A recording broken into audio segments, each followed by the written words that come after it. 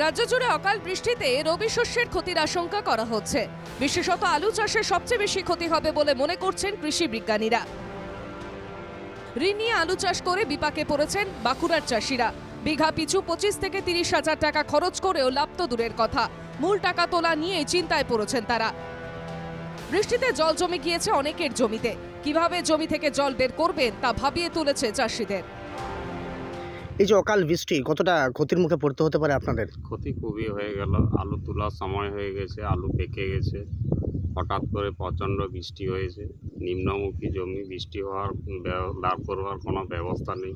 মানে জমি থেকে বৃষ্টির জল বার করানো যাচ্ছে না? কোনো রকমই যাচ্ছে না, বৃষ্টিটা খুবই বেশি হয়েছে। চাষিদের ক্ষয়ক্ষতি হয়ে থাকলে তারা শস্য বীমার আওতায় আসবেন বলে আশ্বাস দিয়েছেন বাঁকুড়ার জেলা কৃষি আধিকারিক। মাঠে 40,000 হেক্টরের মতো আলু রয়েছে আমাদের। সেক্ষেত্রে যে চাষিদের যদি সেইভাবে ক্ষয়ক্ষতি হয়ে থাকে, তারা প্রত্যেকেই শস্য বীমা যোজনার আওতায় আসবে এবং তা থেকে সরকারি নির্ধারিত যে নিয়ম, সেই নিয়ম মেনে ক্ষতিপূরণ দেওয়া হবে। শিলাবৃষ্টিতে আলু চাষের ব্যাপক ক্ষতির মুখে শস্যগোলা পূর্ব বর্ধমান ও আরামবাগের কৃষকরাও। জমির পাকা আলু পচে নষ্ট হয়ে যেতে পারে বলে আশঙ্কা করছেন তারা।